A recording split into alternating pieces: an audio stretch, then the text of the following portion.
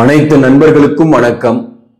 உங்கள் ஆஸ்ட்ரோ பழனிசுவாமிகள் பேசுகிறேன். இந்த காணொளியில சதயம் நட்சத்திரத்தில் பிறந்தவர்களின் மாறுபட்ட வாழ்க்கையை பார்க்க போறோம். 2022 ஏறத்தாழ முடிவில் இருந்து 2023 இந்த சதயம் நட்சத்திரத்திற்கு கடுமையான ஜென்மசனி ஏற்பட்ட காலகட்டம். இந்த கடுமையான ஜென்மசனி கும்பராசியில அதிகமாக பாதிக்கப்பட்டவர்கள் சதயம் நட்சத்திரத்தில் பிறந்தவங்க தான். இந்த சதயம் நட்சத்திரம் என்பது 4 பாதங்களுமே கும்பராசியில் இருக்கு. இந்த சதயம் நட்சத்திரத்தின் அதிபதி ராகு பகவான்.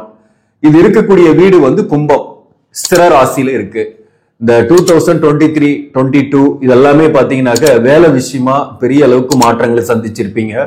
குடும்ப வாழ்க்கையிலையும் பெரிய அளவுக்கு மாற்றங்களை சந்திச்சிருப்பீங்க.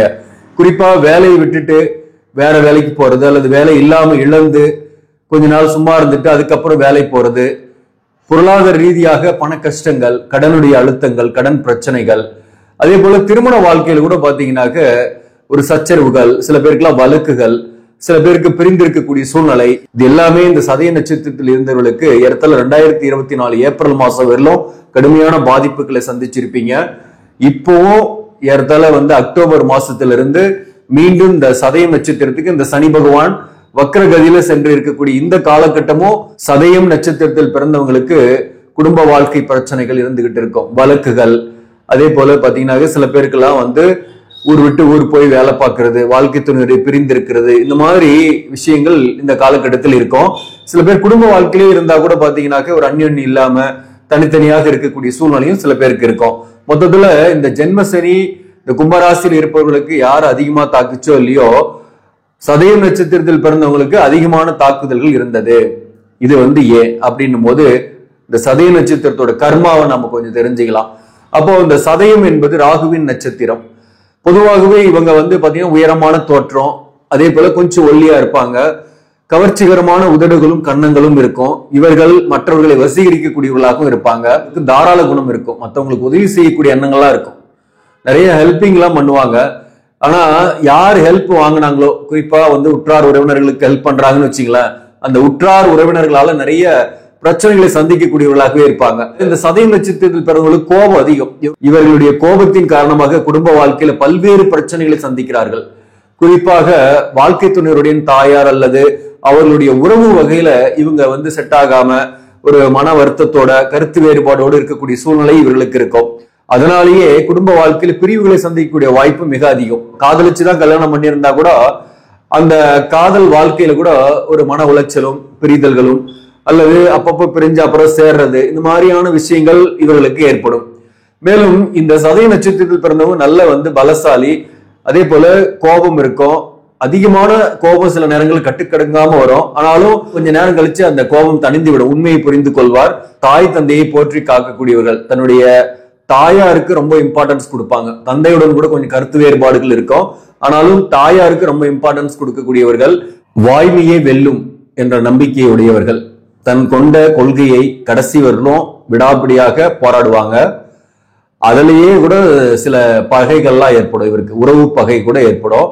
சில நண்பர்களுடைய பகையோ அல்லது அவங்களோட பிரிந்து விடக்கூடிய சூழ்நிலையும் ஏற்படும். அதாவது தான் கொண்ட கொள்கையை தன்னுடைய கடைசி மூச்சு வரை பின்பற்றக்கூடியவர்கள் தான் இவங்க. அது போல காதலித்து கல்யாணம் பண்ணுவாங்க.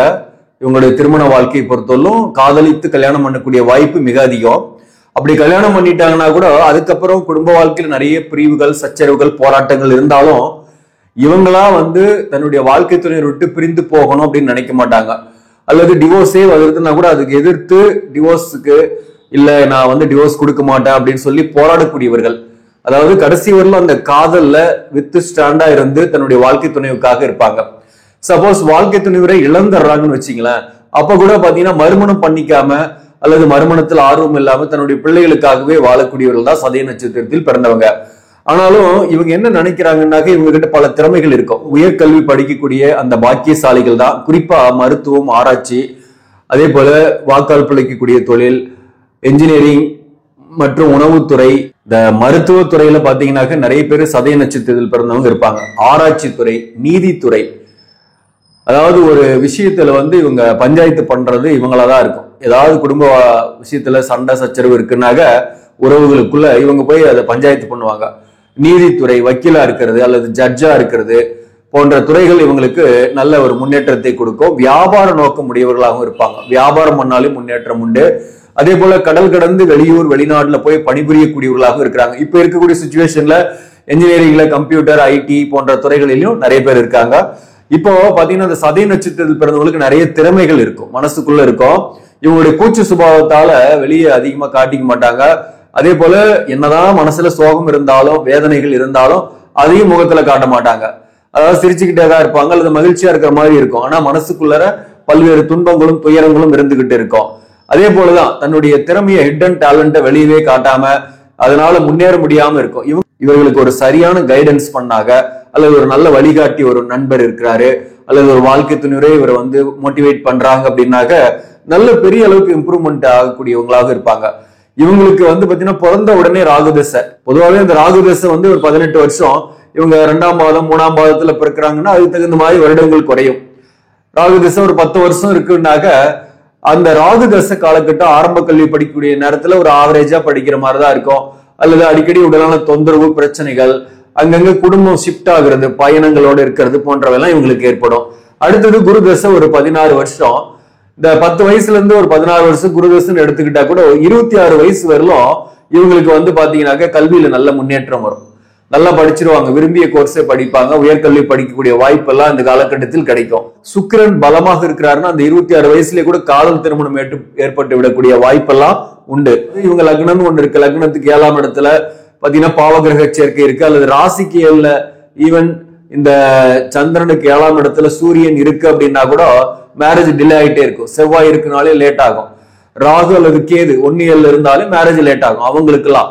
மற்றபடி பாத்தீங்கன்னா இவங்களுக்கு கொஞ்சம் சீக்கிரமா கூட மேரேஜ் ஆயிடும். அது சீக்கிர திருமணம் என்னாக அது காதல் திருமணமாக இருக்கும். அதே சமயத்துல இவங்களுடைய மேரேஜ் லைஃபை பத்தி குறிப்பா சொல்லணும்னாக்க மேரேஜ் ஆன பின்னாடி நிறைய பிரச்சனைகளையும் சந்திக்கிறாங்க. அதாவது இவங்களுக்கு வந்து பாத்தீங்கன்னா எக்ஸ்ட்ரா மேரிட்டல் அஃபேர்ஸ் ஏற்படக்கூடிய வாய்ப்புகள் இருந்தா கூட எதையுமே வந்து பாத்தீங்கன்னா அப்படி ஒரு சூழ்நிலை இவங்களுக்கு ஏற்படுதுன்னா கூட அதை வெளிக்காட்டிக்க மாட்டாங்க. இவங்க கிட்ட இருக்கிற ஒரு ரகசியத்தை வெளியவே தெரியாது, பாத்துக்குவாங்க. இவங்களை பத்தி முழுசா வெளியில யாருக்கும் தெரியாத அளவுக்கு தான் இருக்கும். கடைசியா பார்த்து இவங்களா சொன்னாதான் உண்டு அந்த ரகசியத்தை கூட. அந்த அளவுக்கு சீக்கிரட்டாவும் மெயின்டைன் பண்ணுவாங்க. 26 வயசுல இருந்து 45 வயசு வரலும் பாத்தீங்கன்னாக்க சனி தசை நடக்கும். இந்த சனி தசை யாருக்கெல்லாம் நடந்துட்டு இருக்கோ அவங்களுக்கு தான் பாத்தீங்கன்னாக்க இந்த 7 சனி காலகட்டம், ஜென்மசனி காலகட்டத்துல கடுமையான பாதிப்புகளை சந்திச்சுட்டு இருப்பீங்க. குருதசை நடக்கிறவங்க கூட காதல்ல பிரிந்து ஒரு காதல்ல இருக்கீங்கன்னாக்க காதல்ல பிரிந்து ஒரு மன வருத்தம், மன உளைச்சல் போன்றவை ஏற்பட்டிருக்கும். ஆனா சனி திசையில இருக்கிறீங்க அப்படின்னாக்க கல்யாணம் ஆயிருக்கும், கல்யாணம் ஆன பின்னாடி பாத்தீங்கன்னாக்க பிரிந்து விட்டு அதனால பிரச்சனைகள் வழக்குகள் போன்றவையெல்லாம் கடந்த காலத்துல சந்திச்சுட்டு இருப்பீங்க. இந்த சனி திசை வந்து பாத்தீங்கன்னாக்க மேக்சிமம் உங்க ஜாதகத்துல சுபத்துவமாக இருந்தாக்க பிரச்சனை இல்லை. இந்த சனி பகவான் ஆட்சி உச்சம் பெற்று சுப பார்வைகள் இல்லாம இருக்குன்னா இந்த சனி திசை கஷ்டமான திசையாவே இருக்கும். இந்த சனி திசையில பண விரயம், அதே போல ஒரு இடமாற்றம், வேலையில ஊர் விட்டு ஊர் போய் வர்றது, இந்த மாதிரியான விஷயங்கள்லாம் நிறையவே நடந்திருக்கும் உங்களுக்கு. குடும்ப வாழ்க்கையிலும் வழக்குகள் பிரச்சனைகளும் சில பேருக்குலாம் இருந்துட்டு இருக்கும். இவங்க யாருக்கு அந்த மாதிரி பிரச்சனை எல்லாம் வரும்னாக்க இந்த ஜாதக பொருத்தம் சரியா பண்ணாம கலசர தோஷம் அல்லது தார தோஷம், செவ்வாய் தோஷம் இருக்கு, இந்த மாதிரி தோஷங்கள் உள்ள ஜாதகத்தை இணைக்கும் போது, சப்போஸ் கலசர தோஷம் 2 பேருக்குமே இருக்குன்னு வச்சுங்களேன், அந்த ஜாதகத்தை இணைக்கும் போது அது பாதிப்பு கொடுக்கும். ஒருத்தருக்காவது இல்லைன்னாதான் கடைசி வரலாம் அவங்க சண்டை போட்டுட்டாவது வாழக்கூடிய சூழ்நிலை ஏற்படும். இல்லைன்னா சுத்த ஜாதகமாக இணைச்சாக்க எந்த பிரச்சனையும் கிடையாது. சோ அந்த மாதிரி தோஷங்கள் உள்ளவர்களுக்கு இந்த காலகட்டத்தில் பிரிவுகளை சந்தித்திருப்பார்கள். இவங்களுக்கு தொழிலை பொறுத்தவரையிலும் பாத்தீங்கன்னாக்க ஒரு 34 வயது வரை வந்து வேலையில் ஒரு நிலைத்தன்மை இல்லாம இருப்பாங்க. ஒரு சரியான வேலை கிடைக்காம போராடிட்டு இருக்கக்கூடிய சூழ்நிலை வரும். 34 வயசுக்கு மேல வந்து ஒரு சரியான வேலை வாய்ப்பை பெற்றுடுவாங்க. மேக்சிமம் பிறந்த ஊரை விட்டு வெளியூர்ல வாழக்கூடியவர்களாக இருப்பாங்க. இவங்க கொஞ்சம் கோபம் அதிகமாக கொண்டவர்களாக இருக்கிறாங்க. அதனால வந்து பாத்தீங்கன்னாக்க இவங்களை சீண்டனாக சீரக்கூடியவர்களாக இருப்பாங்க. அதனால சீன்றவங்க பாதிக்கப்படுவாங்க. கொஞ்சம் பிரச்சனை அதாவது மனசுல வச்சுக்குவாங்க. அத வந்து ஒரு டைம் அவங்க சீண்டிட்டு போயிட்டாங்கன்னா அது எப்படியாவது ஒண்ணு அவங்களுக்கு சரியான பதிலடி கொடுக்கணும் அப்படின்னு நினைச்சுக்கிட்டு இருப்பாங்க. அதுக்கான காலம் வரும்போது கரெக்டான பதிலடி கொடுப்பாங்க. சதய நட்சத்திரத்தில் பிறந்த பெண்களாக இருந்தாக்க நல்ல கலகலப்பானவர்கள் தான். எதையும் பெறுவதற்கு எந்த ஒரு லெவல்லையுமே இறங்கக்கூடியவர்களாகவும் இருப்பாங்க. அதே போல பார்ப்பதற்கு நல்ல தோற்றப்பொழிவும் இவங்ககிட்ட இருக்கும். கோப குணத்தால வந்து உறவுகளோட எப்பயும் சதா சச்சரவுகள் இருந்துகிட்டே இருக்கும். இவர்களுக்கும் வாழ்க்கை துணையுடைய உறவுகளுக்கும் செட் ஆகாமையே இருக்கும். இவங்க ஜாதகத்துல சனியும் குருவும் கெட்டு இருந்தாக இவங்களுக்கு மேரேஜ் ஆகிறது கூட லேட் ஆயிட்டே இருக்கும். அல்லது திருமணமான பிரிந்து விடக்கூடிய சூழ்நிலையும் ஏற்படும். அதாவது சில பேர் வந்து பிரம்மச்சாரியா கூட மேரேஜ் ஆகாம இருந்துடுறாங்க. அதே போலதான் பாத்தீங்கன்னாக்க ஒரு தாரம் கழிஞ்சிருச்சு, 2ஆம் தாரம் கட்டிக்காமையே கூட சில பேர் இருந்துடுறாங்க, பிள்ளைகளுக்காகவே வாழ்ந்துடுறாங்க. இப்போ இந்த சதயம் நட்சத்திரத்தில் இருப்பவர்களுக்கு எந்த காலகட்டத்தில் இருந்து கொஞ்சம் நிம்மதி வரும் அப்படின்ற விஷயத்த நம்ம பார்க்கலாம். இந்த டிசம்பர் 27 2024ல இந்த சனி பகவான் சதய நட்சத்திரத்தை விட்டு விலகி பூரட்டாதிக்கு போயிடுறாரு மீண்டும். அப்போ மீண்டும் ஒரு ஜென்மசனியோட மன அழுத்தம் இல்லாம இருப்பீங்க, உடல்நல தொந்தரவுகள்லாம் நீங்கும். அதே போல நீங்க சந்திக்கக்கூடிய மனிதர்களால் ஏற்பட்ட அந்த டிப்ரெஷன் குறையும். குறிப்பா இந்த தொழில்ல ஒர்க் பண்ற இடத்துல மேலதிகாரிகள், சக பணியாளர்கள் அல்லது கூட்டாளிகள் இவர்களால் இருந்து வந்த அந்த டிப்ரெஷன் உங்களுக்கு போகும். அப்போ பாத்தீங்கன்னாக்க ஒரு நிம்மதியா இருக்க போறீங்க. மேக்சிமம் ஜனவரில இருந்து எடுத்துக்கலாம், 2025ல கொஞ்சம் நிம்மதியா இருக்க போறீங்க, பெரிய அளவுக்கு பாதிப்பு கிடையாது. சரி, பாதசனி வந்து பாதிக்குமா அப்படின்னாக்க 2025 மார்ச் மாசம் 29ஆம் தேதி புரட்டாதி 4ஆம் பாதத்துக்கு போயிடுது இந்த சனி, அதாவது மீனத்துக்கு போயிடுது. திருக்கணித பஞ்சாங்கத்தின் படிதான். அப்போ வந்து பாத்தீங்கன்னாக்க பாதசனியோட பாதிப்பு என்பது ஜென்மசனியோட பாதிப்புல பாதி தான் இருக்கும். ஜென்மசனி 100% உங்க தலை மேல உட்காந்து அழுத்தத்தை கொடுத்துச்சுனாக்க, பாதசனி என்பது உங்க கால் மேல பாதத்துல உட்காந்து ஒரு 50% தான் அழுத்தத்தை கொடுக்கும்.